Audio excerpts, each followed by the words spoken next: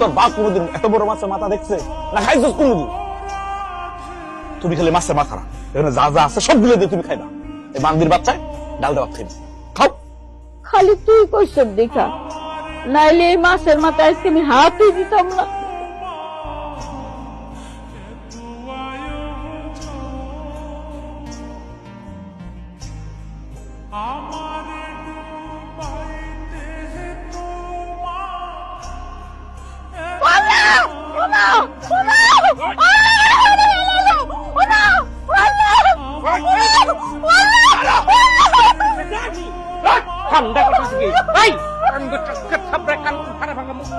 বৌমার গায়ে হাত তুলতা সুস্থ লিগা, হ্যাঁ?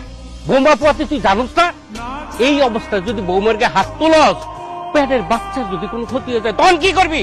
আব্বা, এই বান্দির বাচ্চার কত বড় সাহস আমার সামনে আমার আম্মার লোকে খারাপ ব্যবহার করে, গালি গালাজ করে। তোর ধরে আমি শেষ করে ফেলবো।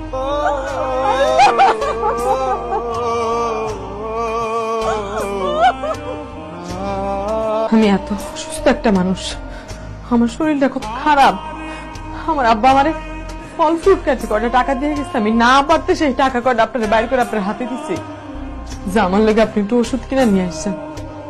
আর আপনি সেই টাকা খরচ করে আপনি অন্য মাইয়ারে খুশি করার জন্য আপনি থ্রি পিস সোনো কসমেটিক এগুলা কিনা দেন। কি এর সম্পর্ক? বিলকিসের লগে আপনার কি সম্পর্ক? বিলকিসের লগে আমার কি সম্পর্ক জানতে চাস? আমার লগে বিলকিসের প্রেম ভালোবাসার সম্পর্ক। আপনার ঘরে বউ আছে না? আপনার ঘরে বউ থাকতে সেই বউর সামনে আপনি জোর গলায় কইতেছেন আপনার বিলকিসের লগে প্রেমের সম্পর্ক, ভালোবাসার সম্পর্ক। হ্যাঁ, বিলকিসের লগে আমার প্রেম ভালোবাসার সম্পর্ক।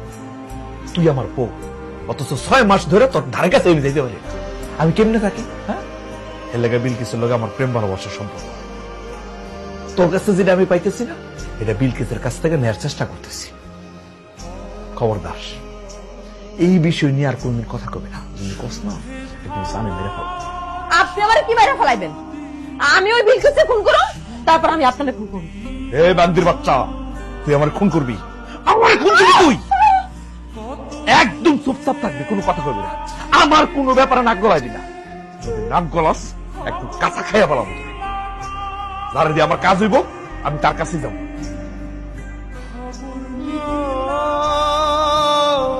আব্বা, ফার্সের অবস্থা ভালো না, ব্যথা উঠে গেছে, কান্নাকাটি করতেছে, কইতেছে হাসপাতালে নিয়ে যেতে। এখন কি করবো কত? আরে গাধার বাচ্চা, তাইলে দেরি কথা সুস্থ লিগা। বৌমারে লয়ে চল, তাড়াতাড়ি হাসপাতালে যাই। চলো। আরে রাখো, কোথাও যাইতে হইব না। আচ্ছা, এত রাইতে তোমরা কেমনে হাসপাতাল যাবা? হ্যাঁ, হাসপাতাল যাইতে যাইতে তো রাস্তার মধ্যেই বাচ্চার মা দুধেই মারা যায়। তাছাড়া হাসপাতালে গেলে ডাক্তাররা কষায়ের মতো জমা করে টাকা রাখবে। শুধু শুধু আমার পোলার এত টাকা খরচ করার দরকার নাই। বাচ্চা বাড়িতেই খালাস করণের ব্যবস্থা করতেছি। এটা তুমি কেমন কথা কইতেছ? হ্যাঁ, এত বড় ঝুঁকি নিও না, একটা দুর্ঘটনা ঘটে যেতে পারে। চুপ থাকো, তুমি বেশি বোঝো না। তুমি কি বোঝো?